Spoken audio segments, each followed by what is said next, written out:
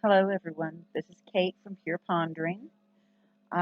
With you here again. This is Friday evening. I actually did not go into the office today because my little one was sick today.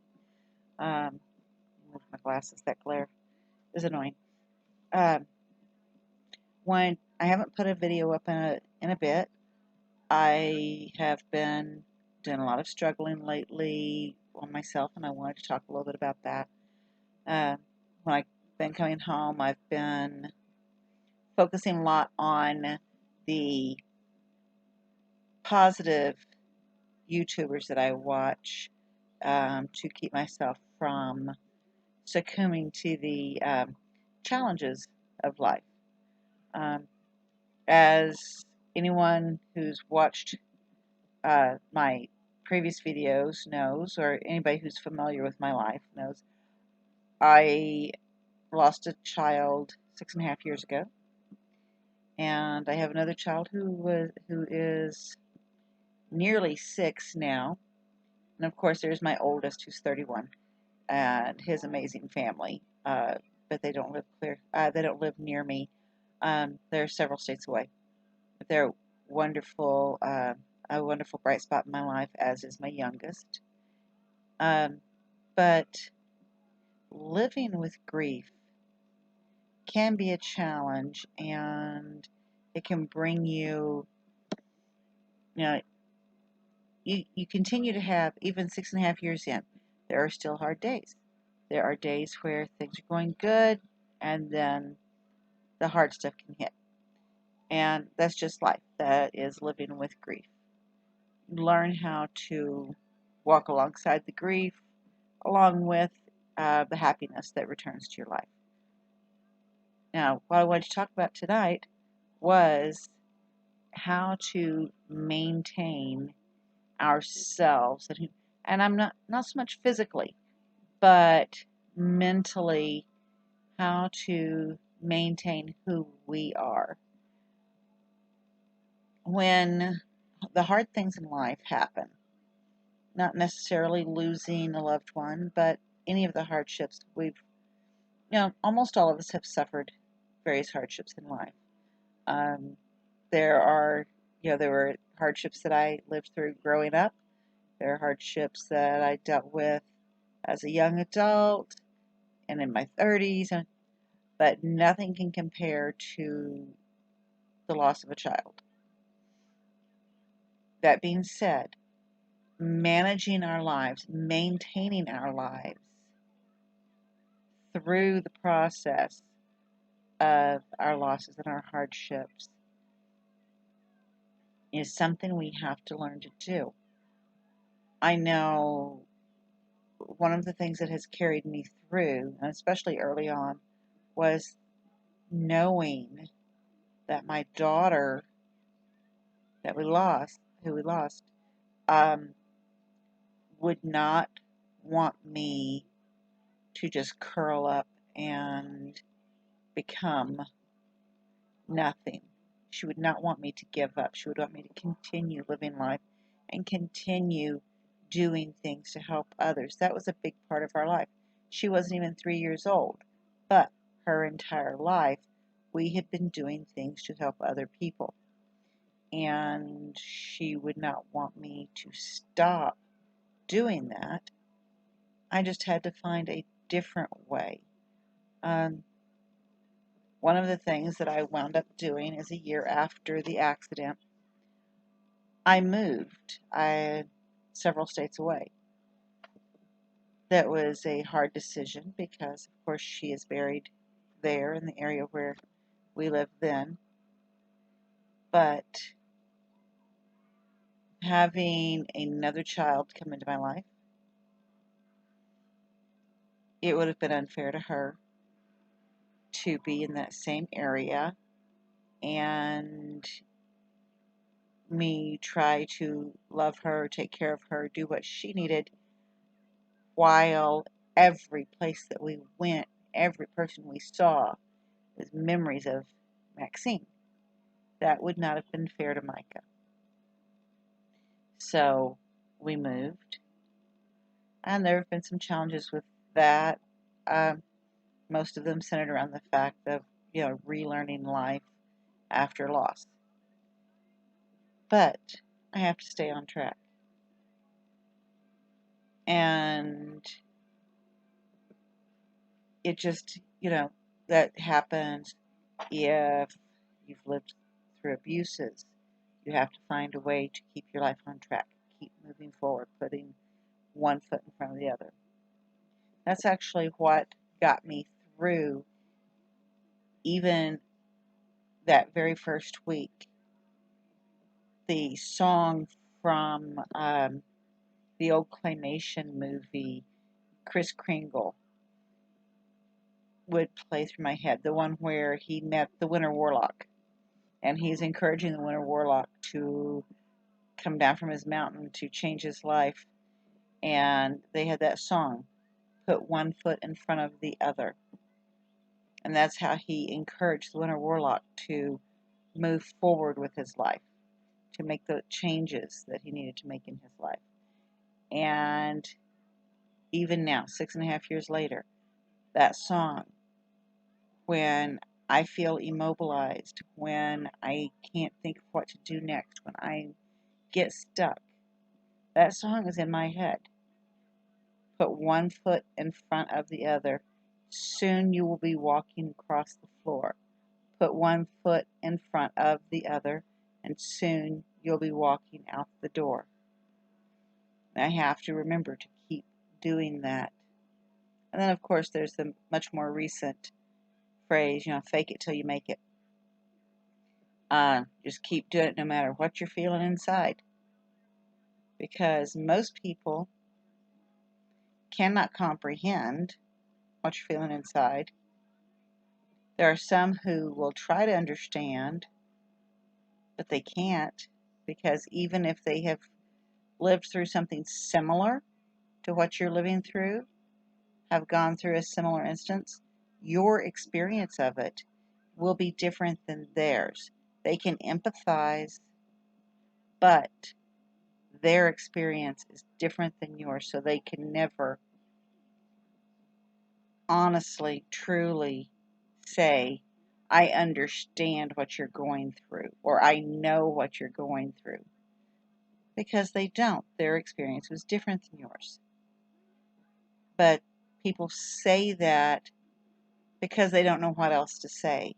They want to comfort you. They want to help you feel better because they are uncomfortable with grief. As a culture, we have not learned how to sit with grief, how to make space for the hard emotions that people are going through. It's just not something that we know as a culture. It's one of the lost skills. Shortly after the accident, after we had lost Maxine, I had gone with some friends to an educational event in a small town in central Texas and saw this wonderful new facility that had been opened in this small town, educational facility. And while we were there,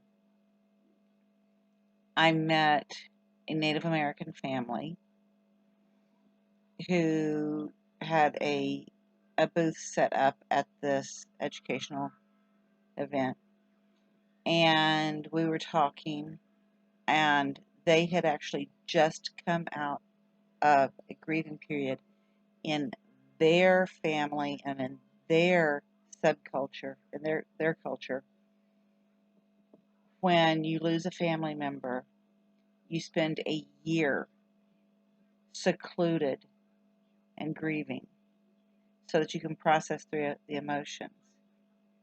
Whereas in the larger culture, the more predominant culture,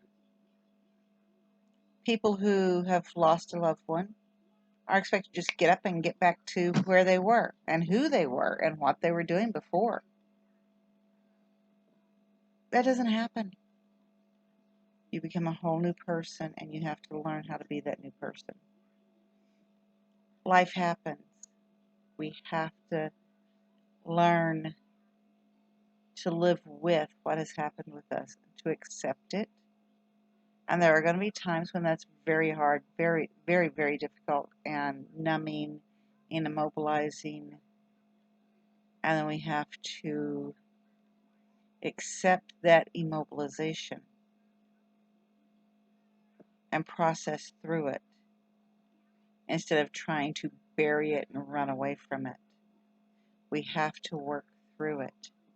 But our culture these days doesn't accept that. They want us to just bury it because people don't understand how to deal with it. So it makes them uncomfortable, so they don't want to hear about it. They want you to just keep going and move on and pretend it didn't happen and be the person you used to be instead of them learning alongside you who you are now in your new normal. So one of the things that you have to do, that we all have to do when we go through these hard things and we're learning to live our lives again, is to, and the phrase I've seen before is to make friends with grief. It's going to be there with you for the rest of your life. Just like I've had people tell me to leave the past in the past. Usually they're talking about things that happened to me as a child and as a teenager. And they're telling me just let it go, forget about it, leave it in the past. Because they don't want to help me learn to deal with it. They don't want to have to hear about it. They don't want to face those emotions.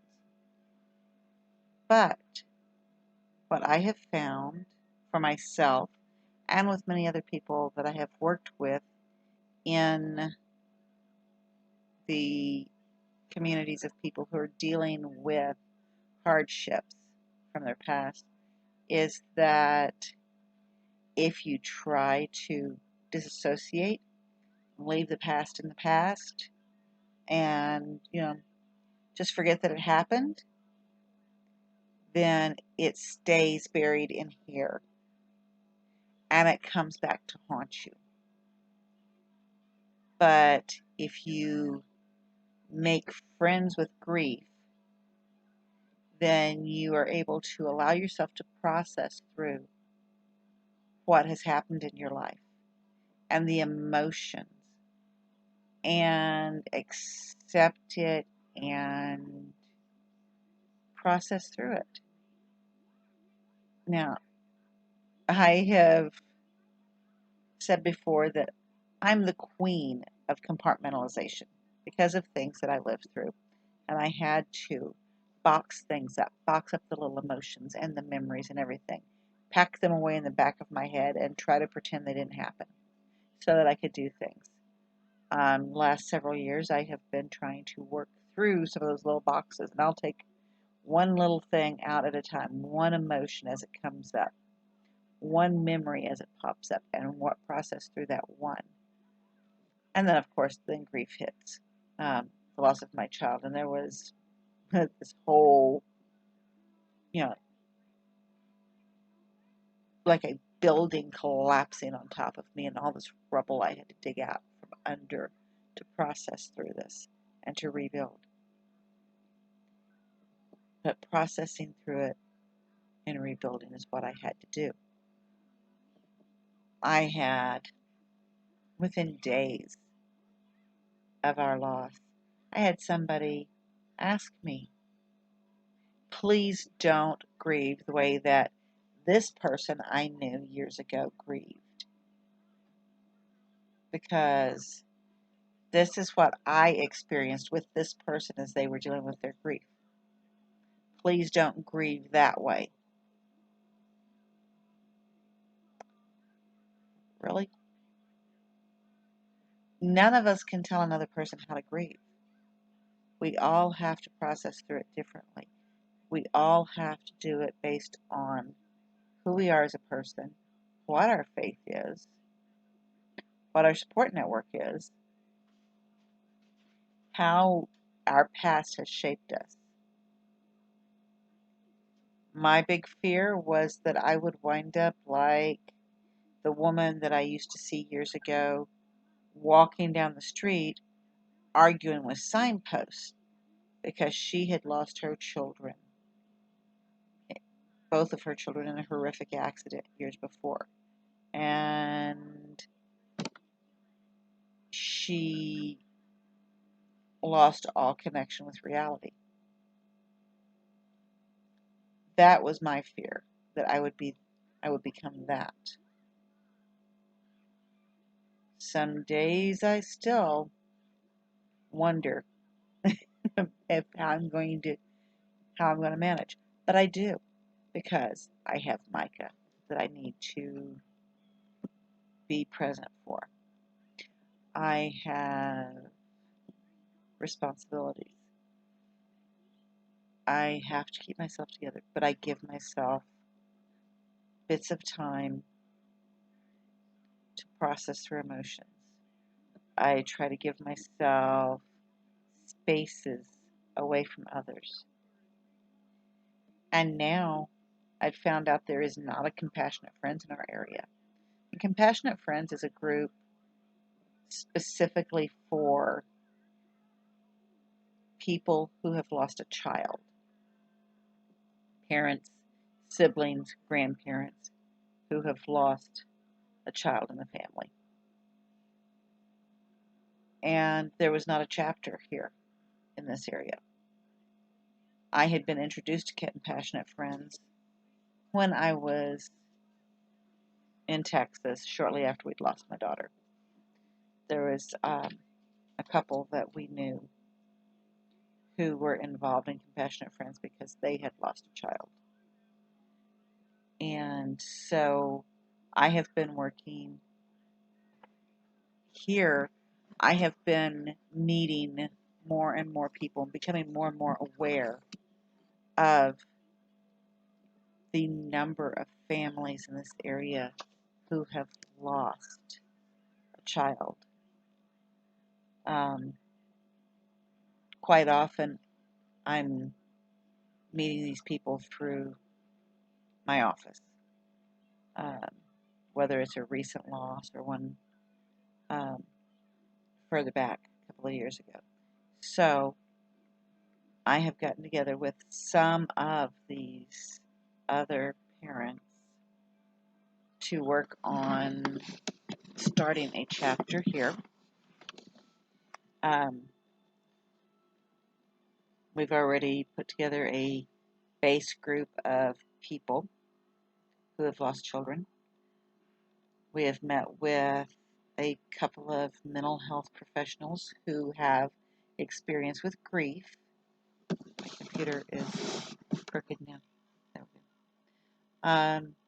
For resource purposes, not for them to be part of the group, because the way Compassionate Friends is set up, only people who have lost a child, parents, as I said earlier, parents, siblings, grandparents, aunts, uncles, people who have lost a child can become a member of the group.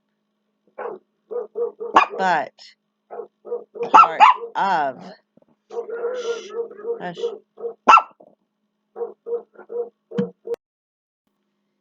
a part of having the group is having professional resources that we can reach out to if there's a need. If there's somebody who's reaching out, somebody who's asking for additional help.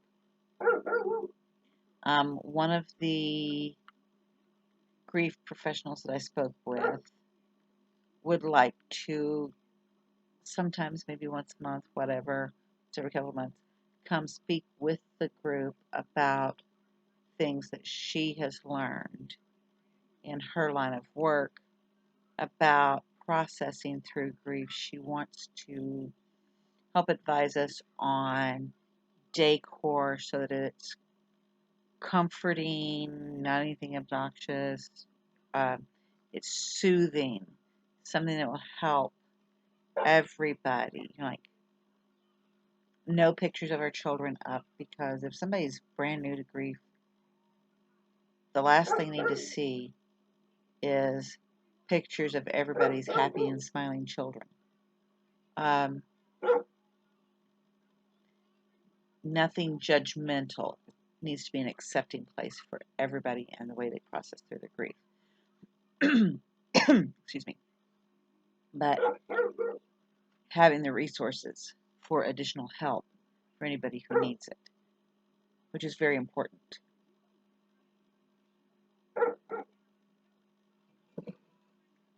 It's kind of like the online groups that I'm aware of for grieving parents, the ones that are specifically for grieving mothers, online support groups that are for people with post-traumatic stress disorder, PTSD.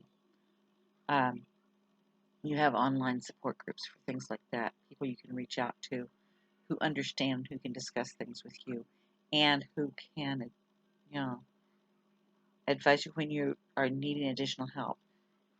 Let you know, okay, have you checked with your local mental health professionals to see if there's someone with expertise in this area, someone who's familiar, or is there a professional in your area who's familiar with this?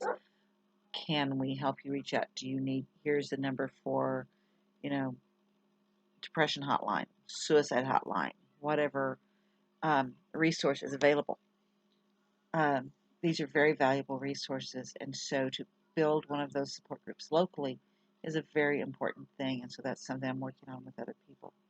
If you have a need like that in your area, for whatever reason, whether it's for grief, depression, farming, whatever it is, reach out to somebody in your area who may know where to, where to find those resources to help you.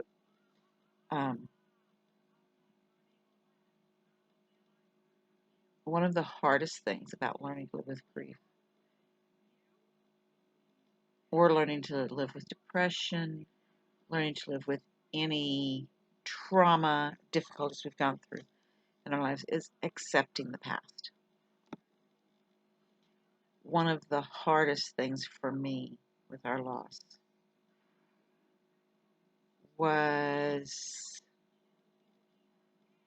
the difficulty with acceptance. It's that way for everybody who's going through grief. I would go to bed at night praying to God that I would wake up the next morning to find it had all been just a horrible nightmare. It wasn't. And that's something that people go through. And with memories of things that I went through as a child and a teenager, a young adult, there were sometimes people who try to convince me that it was all in my head. Well, that's not the way I remembered it. Well, this is what happened. Oh, well, are you sure you're not just misinterpreting? Or even now, if I'm trying to deal with an issue, and because of what I've been through in my life, and because I was taught by my grandmother, be the peacemaker. Don't step into conflict. Just let it go, let it roll like water off a duck's back. Be the peacemaker. Always be the peacemaker. So I was not given the skills to deal with things that were causing me issues, things that were hurtful to me, things that were harmful to me. So now, as I'm trying to deal with that, and I'll still do the peacemaker thing as much as I can. But then when I get to a point where I'm just done and I'm over it, and I go try to talk to somebody, depending on who I'm talking to, quite often I'm like, oh, you just took it wrong. No. This is what happened. This is what the reaction was.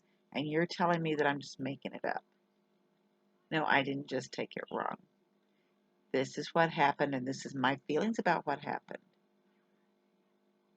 I am owning my anger, I am owning my frustration, and the other person can either work with me or not. But this is what happened, and I need to at least vent if I can't find a solution. Workable solution is the best option, but every once in a while, everybody's got to at least get things off their chest and vent. But it's just like with what I'd said earlier about people trying to tell you how to grieve, people trying to tell you that what happened in the past didn't quite. People can't deal with it. They're very uncomfortable dealing with other people's reality and accepting other people's perceptions of the events that have happened. Whether it's just they saw things from a different perspective or they truly are trying to avoid discussion of things that happened that shouldn't have. It's very difficult for people. Um, Something that as a culture we've got to learn how to deal with better, more effectively. Stop sweeping things under the rug. Stop trying to pretend they didn't happen. And just find solutions, ways to work through it. Um, because if we continue sweeping things under the rug, we're going to continue with having severe mental health issues like we have in our country. And we're going to continue having more and more problems as we're seeing these days. If these reactions make it difficult for those of us who are having issues to ask for help, if we ask for help, quite often we get blown off. Oh, no, I don't have time for you right now. No, that's not really the way it was. No, you don't need help. You need to just go do it yourself. Oh, sorry. No, I don't have time to listen to you. I don't have time to go help you. Figure it out on your own. Figure it out on your own. So you learn to not ask for help. And then people tell you, oh, you've got to learn how to ask for help. I did ask for help and I was blown off. And so I'll just learn how to do it all myself, which is actually not a healthy approach to things. But that's what we get into. So finding people within your community or support groups online, finding ways where you can ask for help is a good thing. Teaching ourselves to ask for help is a struggle. But once we find ways that we can get help, then we can start learning to ask for help as it's needed. We just have to learn who we can ask for help from. And then all this ties into when the things that other people are doing bring you down. The other night, one of the YouTubers whom I watch on a regular basis, I watch him and his wife both, Lead Farmer 73, did a video on how we let people steal our power, how we allow that. And I will readily admit, I am so guilty of this, it's ridiculous. But it's something I'm working on. Something I slowly, I work on it for a bit, I get better, and then I'm feeling better, I'm making progress, I'm getting my work done, I'm feeling more positive, I'm getting stuff done around the house. And then I let other people's attitudes steal the progress that I've made, steal my positive energy, steal my ability to get things done. and I see it happening to myself, and I've got to work on ways to not do that. I had been, leading up to the holidays, I was being more positive. I was getting stuff done around the house. And then all of the political turmoil that we've experienced in the last few months happened. And all of these negative people were online about all the politics. And I'm not even going to talk about which side of the stream you're on. I will say this. During all that turmoil, there was a man that I know from growing up in the small community where I grew up, that he's now a preacher. He is, I think, my younger sister's age. He was in her class, or maybe a year or so younger. But, it's a small community, so we knew everybody. He's a preacher back home in a small congregation. I will admit to this. I am extremely independent in my political views. I research the hell out of things, and I refuse to have either party tell me how I should or should not vote.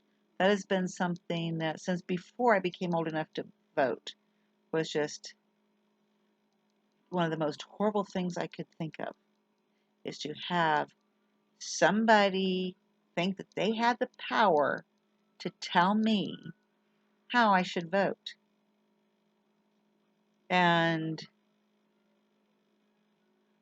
there have been times in the past, I remember joking about this in high school, talking about voting for Snoopy, writing in Snoopy on the ballots, because of the way that both major political parties behave and the way their candidates and the supporters of their candidates behave. It's just anathema to me. It's horrible. And it's abusive. And it should not happen. So that I refuse to take part in. So this particular preacher decided that, since I questioned the hell out of everything, including the candidate he favored,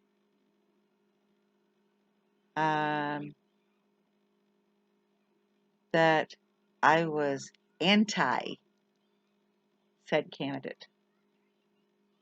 And anybody who's familiar with what the political atmosphere was knows what that term was for anybody who questioned one particular candidate, the anti-blank. And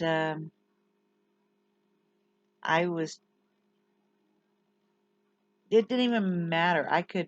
It got to the point that I could be having a Facebook discussion with somebody, some other person from our community, or who grew up in the same area, and he wouldn't be part of the conversation at all, and somebody else would go and message him that I was online and in this discussion, and he would come and start in harassing me. Got to the point where I asked him if he bullied his congregation the way that he was attempting to bully me into believing his political, or agree with him on his political beliefs. And then I blocked him. Because, it's just not worth expending the effort and the energy on that type of negativity. But he wasn't the only one doing all of this rabid political BS. We all saw it it was having its effects on everybody in the entire country and quite possibly all around the globe. Um, I know that my friends in other countries were just gobsmacked over the the degree of turmoil that we were having here in our country, in America, over a political candidate. And then the events that happened. From the time of the elections in November all through December, everything that was being said. I can remember telling an acquaintance of mine, there's going to be a problem on January 6th. Oh, no, no, there's not going to be a problem. That's just all. They're just saying that. They're all just going to get together. No, there's going to be a problem because of what is being said. This is going to cause major problems on the 6th. And it did, because people were so involved in all this negativity and seeing all of that and seeing all of the people that I associated with online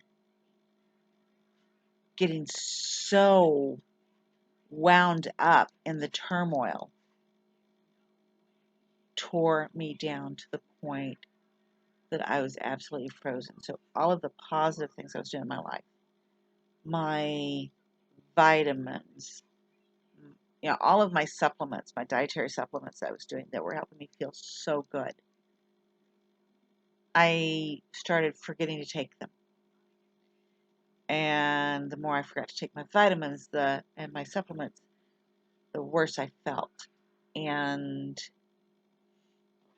it got to the point, I have not been on Facebook hardly any at all for at least a month because I just had to stop, because I'm still seeing those people that caused me to I went into a downward spiral, and these people had no idea of the effect that they were having on me. And that downward spiral has cost me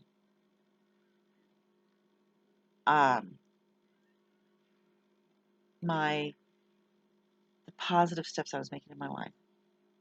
It's possibly cost me financially. There were other things that added to this, other stressors in my life that added to this, so it all just kind of snowballed. Whereas some of these other stressors, if I hadn't have allowed this national negativity to affect me, maybe I'd have been able to handle the other stressors better. I don't know. It all happened at the same time. I know the effect that I'm struggling to come back from now. I'm starting to feel more positive. I'm working my tail off. But part of that is I'm still avoiding Facebook for the most part. I am watching Lead Farmer 73 and his wife Lady Lead. I am watching Roots and Refuge Farm. I am watching The Fit Farmer. I am watching Gardening with Skinny Boy Randy, who is hilarious. He really is. He is, and he works in the medical field. And he puts out so much positivity on his YouTube videos. It's amazing. I have so many other Stivers Homestead, Adler Farms, all these people who are staying focused on the things that we can do in our daily lives to be able to successfully get through the challenges that are facing our country and our world at this point in time. The things we can do to have a positive life, to make a positive impact on our life and on the community around us. These people provide a valuable service. And that is one of the ways that we can approach when other people are bringing us down, pulling us down. Don't let them steal the growth that you make as you're working to get through the hard parts of your life. Don't let the negative people plow you under. Or if they do plow you under, be a potato. Grow. The more dirt they pile on top of you, the more you grow. Keep coming up out of that dirt. And when they pile more dirt on you, keep coming. Because you know what a potato does? As we pile all that dirt, the sprouts come up, we put more dirt. Sprouts come up out of the dirt, we put more dirt. And that potato plant grows potatoes in all of that dirt that we pile up on it. Be a potato. Be a resilient person. Be like my salad greens made it through the entire winter.